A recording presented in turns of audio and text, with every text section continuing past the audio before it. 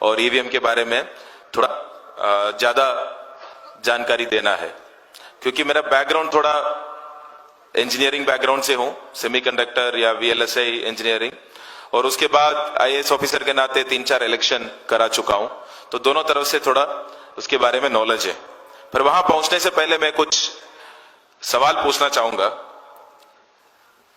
कालाधन मिटाना चाहिए कि नहीं? हाँ या ना? भारत एक होना चाहिए कि नहीं? हाँ, वन इंडिया। घुसपैठियों को बाहर निकालना चाहिए कि नहीं? हाँ। देखिए, ऐसे सवाल आपसे पूछते हैं, आप जोर जोर से हाँ कहते हैं। जब आपसे पूछा गया कि कालाधन मिटाना चाहिए कि नहीं, और आपने जोर से बोला हाँ, सरकार क्या लेके आए? नोटबंदी। जब आपसे पूछा भारत एक होना चाहिए कि नहीं, और आपने जोर से बोला हां, सरकार ने क्या किया? 370 हटाया।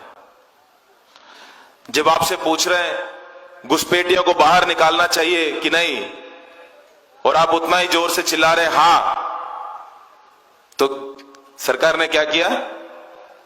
एनआरसी। तो सरकार कुछ नहीं कह रहे, आप सरकार से करवा रहे हो, क्योंकि इस तरीके से सवाल आपको पूछा जाता है कि आपको तुरंत लगता है इसमें एकदम चिल्ला के हां बोलना जरूरी है। उसके अलावा और कुछ हाँ या ना में ही जवाब, सारे जवाब देखेंगे आप, जितने भी कम्युनिकेशन है, जितने भी सवाल पूछेंगे आपको टीवी से दिखेगा, सारे सवाल हाँ या ना की ही होगी। ये होना चाहिए कि नहीं बताइए साथियों, तो आप बोलेंगे हाँ, और फिर वो करेंगे और आपको बताएंगे आपने तो हाँ कहा था। कालाधन मिटाना चाहिए कि नहीं जब आपसे पूछा, तो आप में से किसी ने यह नहीं पूछा कि कालाधन होता क्या है? कालाधन क्या होता है? किसी ने यह पूछा ही नहीं कि कालाधन होता क्या है। अगर यह पूछा होता तो जवाब आते कि दो तरीके का होता है। एक जो है जो इलीगल तरीके से, अवैध तरीके से कमाया हुआ पैसा, वो हो सकता है टेररिज्म का हो सकता है ड्रग्स बेच के हो सकता है माफिया करके हो सकता है सरकारी ऑफिसर या फिर पॉलिटिशियंस घूस या करप्शन, ब्राइबरी वो करके कमा रहे हो। ये सारा जो है अवैध तरीके से कमाया हुआ पैसे, उसको कालाधन कहते हैं। और दूसरे तरीके का भी कालाधन है, वो है अनडॉक्यूमेंटेड, जिसका कोई डॉक्यूमेंटेशन ना हो। तो जैसे आप एक ऑटो रिक्शा पकड़ के जाते हैं और आप उसको 100 रुपया देते हैं, आपको कोई पर्ची नहीं देता। वो जो ट्रांसैक्शन है वो डॉक्यूमेंटेड ट्रांसैक्शन नहीं है। आप कहीं क्लिनिक जाते हैं तो वहां पे कई सारे क्लिनिक में आपको जो है कोई पर्ची नहीं मिलता। आप दुकान जाते हैं कोई पर्ची नहीं मिलता। कई सारे लोगों को जो रेडी पे सब्जी बेचते हैं वो पर्ची नहीं देता। बस में चलते हैं पर्ची नहीं देता, कहीं भी नहीं होता। इंडिया के 80 से 90% जो इकोनॉमी जो है वो इनफॉर्मल इकोनॉमी है, जो बिना ये कागजात, बिना ये डॉक्यूमेंटेशन के चलते हैं, और उसमें कई सारे लोगों की आमदनी भी ठीक ठाक है। तो जब वो भी कालाधन है, अब मैं दोबारा ये सवाल पूछता हूं, कालाधन मिटाना चाहिए कि नहीं? कालाधन होता क्या है? अभी बता तो दिया कालाधन क्या होता है। कालाधन मिटाना चाहिए कि नहीं? देखियो, ये हम लोग जैसे समझते हैं एक मुद्दे को, तो हमारी जवाब बदलने लग जाता है, और हमें ऐसे लगता है कि कोई भी सवाल की जो है जवाब सिर्फ हां या ना में ही देना जरूरी है। ऐसा नहीं है। कोई आपको हां या ना के सवाल पूछते हैं, उसका जवाब एक दूसरा सवाल हो सकता है। उसके अगर आप सवाल पूछते, अब मजबूरी में ना रहे कि आपको हां या ना में जवाब देना ही है, नहीं। अगर कालाधन मिटाना चाहिए कि नहीं आपसे पूछते और आप बोलते कि कालाधन है क्या, पहले इसके बारे में बताओ, समझाइए। भारत एक होना चाहिए कि नहीं, तो आप पूछते कि भारत क्या अभी एक नहीं है क्या? आप एक होने का मतलब क्या समझते हो, क्या करना चाहते हो कि एक करने के लिए? भारत अभी एक नहीं है, या किस तरीके से करना चाहते हो? घुसपैठियों को बाहर निकालना चाहिए कि नहीं? तो आपको पूछना चाहिए क्या घुसपैठिया है कौन? उसके जगह पे जब हम हां बोलते हैं तो हम सरकार को फ्री पास दे देते हैं कि जो भी करने के लिए। घुसपैठिया है कौन और सरकार को कैसे मालूम होगा कि कौन घुसपैठिया है और कौन नहीं है? कोई भी चीज सरकार इसी बात से तय करते हैं कि आपके पास उसका कागजात है कि नहीं। कई सारे लोग पेंशन लेते होंगे और आप जाते हैं, खुद पेंशन लेने जाते हो तो भी आपको लाइफ सर्टिफिकेट देना होता है कि आप जिंदा है। आप खुद जाने से सरकार नहीं मानते कि आप जिंदा है। वो कागज आप देंगे तब सरकार मानेंगे कि हां आप जिंदा है। अगर मान लीजिए पिछला कई 2 साल का आपने देना भूल गया और इस साल आप चले गए तो सरकार पहले बोलेंगे कि पिछला 2 साल का लेके आओ, तभी मानेंगे कि इस साल जिंदा है। किस बात पे तय करते हैं? कागज पे।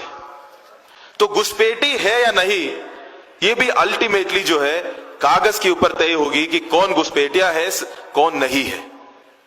जिसके पास कागज है वो नागरिक है, जिसके पास कागज नहीं है वो नागरिक नहीं है। तो अभी यही सवाल मैं दोबारा पूछता हूं, घुसपैठियों को बाहर निकालना चाहिए कि नहीं?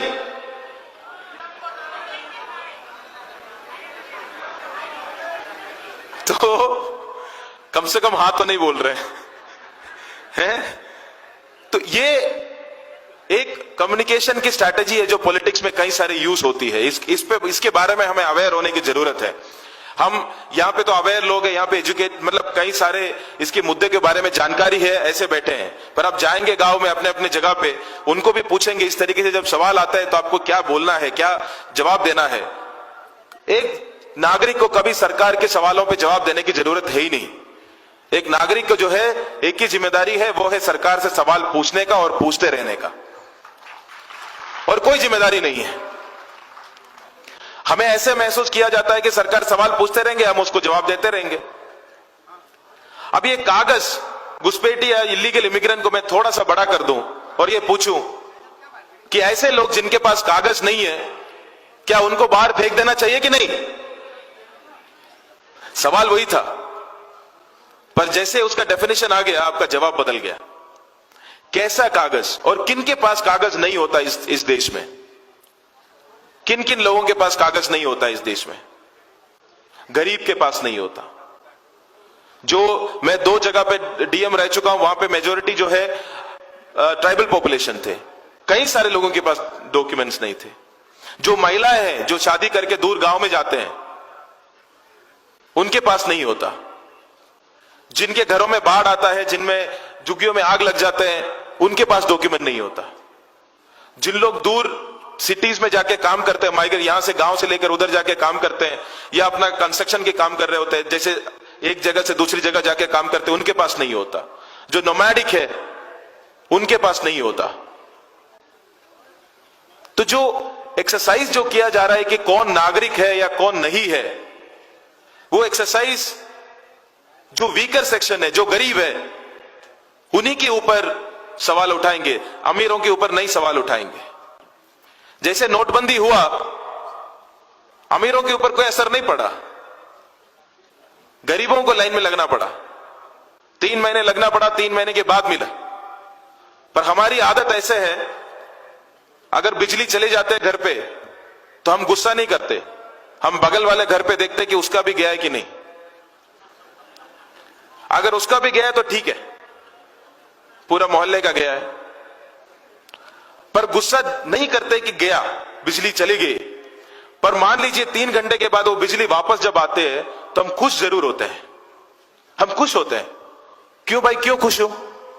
जाना ही नहीं चाहिए था, चले गए, और उसके बाद जब वापस आए आपको खुशी मिली। जो आपके पैसा जो कभी आपसे दूर नहीं रखना चाहिए था, वो भी 3 महीने के लिए आपसे चला गया, पर जब वापस एटीएम में पहली बार पैसे आने लगे तो हमें खुशी मिली कि आ तो गए। इतना भी उम्मीद नहीं था सरकार से कि वापस भी देंगे। नागरिकता भी ऐसे ही है, जब छीनी जाएगी तब आपको लगेगा कि अपनी गलती के कारण है, क्योंकि हमारे पास डॉक्यूमेंट नहीं है। परसों का ही स्टेटमेंट है गवर्नमेंट का, आधार कार्ड नहीं माना जाएगा, पासपोर्ट नहीं माना जाएगा, वोटर आईडी कार्ड नहीं माना जाएगा, नागरिक है या नहीं है इसमें से कुछ नहीं माना जाएगा। ये गवर्नमेंट ऑफिशियल का स्टेटमेंट है, माना क्या जाएगा फिर? और ये जब चले जाएंगे उसके बाद जब वापस मिलेगा तब हमें खुशी होगी कि सरकार ने हमें वापस तो दिया। मैं आम जनता की बात कर रहा हूं, उनको पहली बार उनको खुद ही लगेगा कि मेरे दादा मेरा पापा ने ये सारा डॉक्यूमेंट्स क्यों नहीं रखा। पहले अपने फैमिली पे पूछेंगे आपने क्यों नहीं रखा, क्यों बना के नहीं रखा। उसके बाद जो भी जिसी तरीके से बात करने लग जाएंगे, किसी ऑफिसर को, किसी क्लर्क से, किसी से भी बात करके डॉक्यूमेंट बनाने लगेंगे। 2-3 महीने परेशान होकर बनाएंगे, उसके बाद लगेगा सब ठीक हो गया तो खुश महसूस होगा। उसका डेली का जितने भी मुद्दे हैं वो सब साइड हो गए। अभी जो है वो नागरिक है या नहीं, बस वही मुद्दा बच गया। और ये जो गरीबों के खिलाफ जो है एनआरसी, जब हम कहे तो कई मुसलमान के नाम ही नहीं आया। कागजात की बात की है तो कभी मुसलमान के बारे में बात किया ही नहीं। पर जो गरीबों के खिलाफ जो एनआरसी है उसको मुसलमान के खिलाफ बनाने का वो है सिटीजनशिप अमेंडमेंट एक्ट। उसके थ्रू आपने क्या किया, आपने बता दिया आपके पास डॉक्यूमेंट नहीं है, पर आप मुसलमान नहीं हो तो आप चिंता ना करो, आपको हम किसी न किसी तरीके से दे देंगे। अरे भाई ये कोई एहसान है कि सरकार का कि हमें नागरिकता आप दे देंगे? हम है इतना ही काफी है कि हम नागरिक हैं। मैं हूं, खड़ा हूं यहां पे, इतना काफी है कि मैं नागरिक हूं। कुछ इस सरकार को कुछ भी प्रूव करने की कोई जरूरत नहीं है। पर ये लाइन पे ही पूरी जितने भी थॉट प्रोसेस है ये आगे बढ़ते रहते हैं। और कई बार हम इस सरकार से थोड़ा ऐसे भी लगता है कि कितना लोगों को लगता है कि फासिस्ट है, फांसीवादी टाइप है सरकार, ऐसे लगता है किसी को? कई सारे लोगों को लगता है। मुझे लगता है कि सरकार बेवकूफ है। बिल्कुल एक फांसीवादी हो सकता है पर बेवकूफ जरूर है, उसमें कोई डाउट नहीं है। उनकी जितने भी नीतियां आप देख लीजिए, जितने भी आप नीतियां देख लीजिए, ये जो गाड़ी के पीछे भागने वाले कुत्ते नहीं होते, भौंकते बहुत है, वहां तक पहुंचते हैं पर उसके बाद उनको पता नहीं होता करना क्या है। गाड़ी तक पहुंच जाता है फिर उसके बाद उनको पता नहीं होता करना क्या है। नोटबंदी किया, हमने ऐतिहासिक निर्णय में यह निर्णय ले लिया कि लाल वाली गाड़ी के पीछे भागेंगे, भाग लिया, भौंका बहुत, पहुंचा वहां तक, उसके बाद उनको नहीं पता करना क्या है, जनता परेशान हुए। जीएसटी किया, बोला कि नीली वाले पे भागेंगे, भाग लिया, पहुंचा, उसके बाद उनको पता नहीं करना क्या है। एक जो बैठ के ऐतिहासिक निर्णय लेते हैं और हफ्ते में एक ऐतिहासिक निर्णय में कुछ निर्णय ले भी लेते हैं, दूसरी ऐतिहासिक निर्णय में उसको वापस भी ले लेते हैं, और हफ्ते में 2-2 ऐतिहासिक निर्णय लेते हैं बिना सोचे समझे। जितना भी मेरी मतभेद इस बात पे है कि सरकार की बात कर रहा हूं मैं, इसके पीछे की ऑर्गेनाइजेशन की बात नहीं कर रहा हूं। सरकार जो है बेवकूफ है, उनको ना देश चलाना आता है ना देश के बारे में इतना सोच है। ये कुछ करना है इसलिए किए जा रहा है, ना किसी से बात करता है ना किसी से पूछते हैं।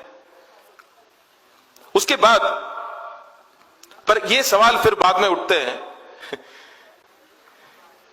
कि क्योंकि ये जरूरी है, हम इससे इतना ज्यादा बड़ा ना बने कि इससे हमें डरने लग जाए। हम डरने की कोई जरूरत नहीं है। ये थोड़ा बहुत पावर में है, जो गांव में नहीं होते हट्टे कट्टे है, पर 2 लोग हैं हट्टे कट्टे पर बेवकूफ है, थोड़ा सा डील करना आना चाहिए, हम डील कर लेंगे इनसे। बात में थोड़ा सा मुझे बता दिया गया था कि ईवीएम के बारे में ज्यादा बात करना है, मैं थोड़ा टेक्निकली जाऊंगा, डिटेल में बात कर सकता हूं, है ना? हाँ, तो ईवीएम में मेरा जो कंसर्न है, मेरा जो उसके ऊपर जो शक है वो वीवीपैट लागू होने के कारण है। जो वीवीपैट लागू किया, आप में से सबने वोट तो किया होगा ना? किया है तो आप बैलेट यूनिट में दबाते हैं, बटन दबाते हैं, प्रेस करते हैं। पहले जो है बैलेट यूनिट से सीधा सीधा वोट जो है वो कंट्रोल यूनिट जाता था, सीधा कंट्रोल यूनिट जाता था। हमें यह शक हुआ करता था कि पर हमने जो दबाया है वही चीज कंट्रोल यूनिट में गया, इसका क्या प्रूफ है हमें नहीं पता है। तो बेसिक डाउट यही था कि कंट्रोल यूनिट में क्या गया ये हमें नहीं पता, और इसी चीज को क्लियर करने के लिए उन्होंने एक चीज लेके आया, वो है वीवीपैट। अभी वीवीपैट कहां पे बैठता है? बैलेट यूनिट और कंट्रोल यूनिट के बीच में बैठता है। बैलेट यूनिट से हम कुछ प्रेस करते हैं पहले, वो पहले जाता है वीवीपैट में, और वीवीपैट से जो है वो कंट्रोल यूनिट में जाता है। और हमें किस तरीके से बेवकूफ बना दिया गया, हमें बोला है कि देखो जो हमने प्रेस किया है वो तो वीवीपैट में प्रिंट होके आ रहा है, आपको दिख तो रहा है, हम प्रेस कर रहे हैं वही चीज प्रिंट होके आ रहा है। पर अभी भी जो ओरिजिनल सवाल था कि कंट्रोल यूनिट में गया क्या, वो आपको अभी भी नहीं पता, क्योंकि अभी आपको इतना पता है कि मैंने जो प्रेस किया वो वीवीपैट प्रिंट किया है कि नहीं, पर वीवीपैट से कंट्रोल यूनिट में क्या गया, जो ओरिजिनल सवाल था वो सवाल ऐसे के ऐसे ही रह गए, उस पर कोई अभी भी आपको नहीं पता। वोट करेंगे सिर्फ वीवीपैट और बैलेट यूनिट आपको दिखेगा। दूसरी बात इसके कारण क्या हुआ, पहले कम से कम हम जो प्रेस कर रहे थे वहां से सीधा कंट्रोल यूनिट जा रहा था, अभी हम प्रेस करते हैं वो वोट पहले वीवीपैट में जाता है। वीवीपैट एक मशीन है, वो मशीन के अंदर जो है प्रिंटर है, कंप्यूटर मतलब एक माइक्रो प्रोसेसर है, मेमोरी है, सब कुछ है, और वहां से जो है वीवीपैट कंट्रोल यूनिट में वोट डालता है। आप नहीं डालते वोट, आप बैलेट यूनिट में दबाते हैं, पहले वहां से वीवीपैट में जाता है और वीवीपैट जो है वहां से वोट कंट्रोल यूनिट में डालता है। अगर आप बैलेट यूनिट हटा भी दो ना, ये प्रोसेस हम आराम से कर सकते हैं, आपकी भी जरूरत नहीं है। ये एक मेजर लूप होल लेके आया है इसके बीच में। और पहले हम बोलते थे कि जो ईवीएम है उसको हम किसी एक्सटर्नल डिवाइस, कोई भी इलेक्ट्रॉनिक डिवाइस से कनेक्ट करने नहीं देते हैं, हम जो डिस्ट्रिक्ट एडमिनिस्ट्रेशन है या पुलिस है इसकी पूरी हिफाजत में रखते हैं और इसको बिल्कुल हम टच नहीं करने देते हैं।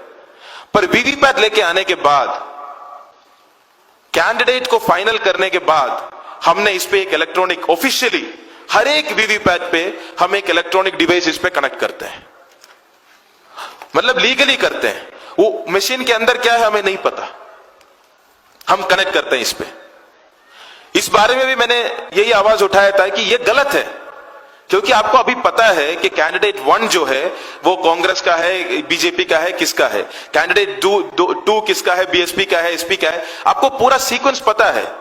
ये पता होने के बाद आप एक इलेक्ट्रॉनिक डिवाइस, बाहर से ले आए इलेक्ट्रॉनिक डिवाइस, हर एक वीवीपैट पे आप कनेक्ट करते हो। तो जो ओरिजिनल आप बताते थे कि हम इस पे कुछ कनेक्ट नहीं करने देते, वो भी खत्म हो गए।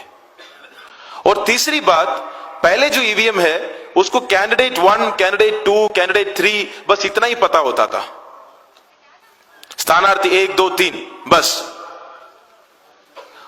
अभी वीवीपैट को पता है, क्योंकि तभी वो प्रिंट कर पा रहा है। आप अगर एक नंबर पे दबाते हैं, मान लीजिए कांग्रेस है, हाथ है, तो आप दबाते हैं तो वीवीपैट एक हाथ का वो प्रिंट करके निकाल के देते हैं। आप 2 नंबर पे कमल है तो दबाते हैं तो वीवीपैट से कमल प्रिंट होके आता है। वीवीपैट को कैसे पता है कि एक पे हाथ है दूसरे पे कमल है? क्योंकि उसके अंदर हमने उसको फीड किया है। तो मशीन को अभी पता है, पहले ईवीएम को नहीं पता होता था, अभी वो पूरा मशीन को पता है कि एक नंबर पे हाथ है कि नहीं, दूसरे नंबर पे कमल है कि नहीं, तीसरे नंबर पे हाथी है कि नहीं, चौथा नंबर पे साइकिल है कि नहीं, ये सब पता है। ये पूरी मशीन को अभी जानकारी है कि कौन सी सीक्वेंस पे कौन पार्टी है, कौन कैंडिडेट है। ये हर तरीके से, जिस तरीके से आप वीवीपैट को देखेंगे, और वीवीपैट को इस तरीके से आप कर सकते हैं। पहली चीज तो उसका काउंटिंग तो पूरी होती नहीं, वेरिफिकेशन तो एक दूसरे के साथ। दूसरी बात जो है, अगर उस तरीके से उसको किया जाए, अगर मान लीजिए हर 20वीं वोट आप मैनिपुलेट करते हैं, हर 20वीं, ठीक है, हर दूसरी वोट नहीं या हर एक वोट नहीं, हर 20वीं, 20 बार डालने के बाद एक बार मैं मैनिपुलेट करता हूं। तो मैंने वीवीपैट में उस बटन दबाया, वीवीपैट ने उसका लाइट नहीं जलाया या फिर जल्दी उसको प्रिंट करके नीचे गिरा दिया, नीचे गिर गया। वो गिरने के बाद आपको शक हो गया, आपको लगा ये तो जल्दी गिर गया, मैंने देखा नहीं, या किसी और का सिंबल आ गया, मैंने देखा नहीं। शक हो गया तो आप क्या करेंगे? आप प्रिसाइडिंग ऑफिसर के पास जाएंगे, आप उसको जाएंगे और उसको बोलेंगे कि देखिए हमने ये किया और इसमें गलती हुई। प्रिसाइडिंग ऑफिसर आएगा वहां से, वो बोलेंगे दोबारा करो, टेस्ट वोट, आपको टेस्ट वोट का मौका देता है। अगर मैं टेस्ट वोट करूंगा तो सही आएगा, क्योंकि जो है हर 20वीं वोट का ही हो रहा है, हर एक वोट का नहीं हो रहा है। तो क्या होगा, मैं आके दूसरी वोट दबाऊंगा, सही से प्रिंट होके आएगा और आपके ऊपर जो है क्रिमिनल केस लग जाएगा। तो इससे क्या फायदा हुआ? ये टेस्ट वोट से फायदा क्या हुआ? ये कई सारे मुद्दे हैं। मैं ये नहीं कह रहा हूं कि पूरा ईवीएम हैक हुआ है, मेरा कभी भी दावा नहीं है, जब तक मेरे पास प्रूफ नहीं है मैं ये नहीं कहूंगा। पर मेरा इतना ही है कि ये हो सकता है। इतनी सारी वल्नरेबिलिटीज आपने इसमें छोड़ रखी है वीवीपैट और ये पूरी ईवीएम मशीन्स के उसके अंदर, कि इसके अंदर हैकिंग हो सकती है। अगर हो सकते है तो भी दूसरी बात, हम इसको पकड़ने का भी चांस नहीं है। हम ये बोलते थे कि जिस दिन वोटिंग होती है उस दिन 50 वोट डलते हैं और आप तब चेक कर सकते हैं कि सही है कि नहीं। बात यह है कि मशीन को भी पता है कि उस दिन 50 वोट डलने वाला है, तो कुछ बड़ी बात नहीं है कि पहले 50 को कुछ करो ही ना। प्रोग्राम तो हर तरीके से आप कर सकते हैं। तो इसके कारण जो हमारी जो एक लोकतंत्र जिससे हम अपनी सरकार को चुनते हैं, एक सबसे बड़ा लोकतांत्रिक देश जो है, अपनी सरकार को जो चुनते हैं, उस मशीनरी में इस तरीके का अगर खामियां पाए जाते हैं तो उस पर तुरंत एड्रेस करने की जरूरत है, उसको डिफेंड करने की जरूरत नहीं है। मैं नहीं जानता हूं कि क्यों इलेक्शन कमीशन को लगता है कि नहीं हमारे इसमें कोई दिक्कत नहीं है, आंख बंद करके सब सही है, बस हम बोल रहे हैं इसलिए सही है। ये स्ट्रैटेजी क्यों अपनाना चाहिए? क्योंकि ये इलेक्शन सिर्फ जो है इलेक्शन कमीशन का मुद्दा नहीं है। इलेक्शन कमीशन तो इलेक्शन कराते हैं, अगर लोगों को एक प्रोसेस के ऊपर शक है तो उनको बाहर आके बताने की जरूरत है। उसके जगह पे मैंने जब ये कंप्लेंट उठाया और लिखा कमीशन को, तो कमीशन ने सबसे पहले ये बात कही कि तुमने सर्विस में रहते हुए बात नहीं उठाई, सर्विस में जाने के बाद उठाई, इसलिए कुछ मतलब नहीं है। सर्विस में रहते हुए भी उठाया था पर तब कोई फायदा नहीं। अगर मैं चिट्ठी लिखता तो वो तुरंत मेरे ऊपर कार्रवाई करते। अगर उसके बाद अगर मैं बोल रहा हूं, कोई बंदा, चाहे मैं बोल रहा हूं, कोई आईएएस ऑफिसर बोल रहा है, कोई इंजीनियर बोल रहा है, कोई डॉक्टर बोल रहा है, कोई भी बोल रहा है, कोई एक आम आदमी, कोई भी एक वोटर, एक सिटीजन अगर बोल रहा है कि इसमें मुझे शक है, तो कमीशन को उसके बारे में कम से कम एक व्हाइट पेपर ले आके बताना चाहिए कि क्यों ये सारी जो आपने मुद्दे उठाए वो गलत है। इतना तो बताना चाहिए। अभी तक 4 महीने हुए, 3 महीने हुए मेरे ख्याल से, 3 महीने, अभी तक कमीशन ने इतना भी नहीं किया कि ये बताए कि हम क्यों इस बात पे, ये हमारी सफाई है, ये आपके शक जो है इससे कारण गलत है, अभी तक नहीं बताया। और हम चल रहे हैं, हम इलेक्शन के ऊपर अगला इलेक्शन के ऊपर अगला इलेक्शन कर रहे हैं। जब तक रिजल्ट इधर उधर आते रहे तो कोई दिक्कत नहीं है। बात कभी भी इस बात पे नहीं है कि बीजेपी इसको हैक करेगा या कांग्रेस इसको हैक करेगा। आपको क्यों नहीं लगता है कि चीन उस पर हैक कर सकता? क्यों नहीं लगता कि कोई विदेशी ताकत नहीं कर सकते? कुछ भी कर सकते हैं। मैं ये नहीं कॉन्स्पिरेसी थियरी नहीं बना रहा हूं, पर हम जब अपने लोकतांत्रिक जो सबसे बड़ा लोकतंत्र है उसके एक सरकार को चुनने का जो प्रक्रिया है उस पर अगर शक है तो उसको क्लैरिफाई करने की जरूरत इलेक्शन कमीशन को है। और अगर नहीं करते हैं तो हमें उनको बताना पड़ेगा कि इस तरीके से आप इलेक्शन को आगे नहीं लेके जा सकते। बहुत सिंपल बात है। आप सबको सैटिस्फाई करिए, आप सारे लोगों को बुलाइए और बताइए कि ये चीजें हैं, आप बताइए आपके हर एक सवाल और हमारी हर एक जवाब ये है। इतना तो कहना उनकी जिम्मेदारी है। उसकी जगह पे तुम कौन होते हो सवाल उठाने वाले एटीट्यूड पे जाते हैं तो अपनी पैर पे कुल्हाड़ी मार रहे हो और किसी नहीं। हमारी अपने देश की मुद्दा है। तो और ज्यादा कुछ नहीं कहूंगा। 1-2 चीजें थोड़ा शायद हो सकता है कि आप नाराज हो मुझसे, पर मैं कहना जरूर चाहूंगा। वो है कि हम कोई भी आइडियोलॉजी करते हैं तो किसी को भी उसका अंत में ऐसा ना हो कि किसी को नफरत कर बैठे हम। जब हम अपनी आइडियोलॉजी, अपनी सिस्टम, अपनी सॉल्यूशंस चुनते हैं तो निरंतर यह प्रयास करें कि उसकी जो सॉल्यूशन तक जब हम पहुंचते हैं उसके अंत में एक भी इंसान को, किसी को भी उसके अंदर नफरत जो है, किसी को नफरत की नजर से हमें देखने की जरूरत नहीं पड़नी चाहिए।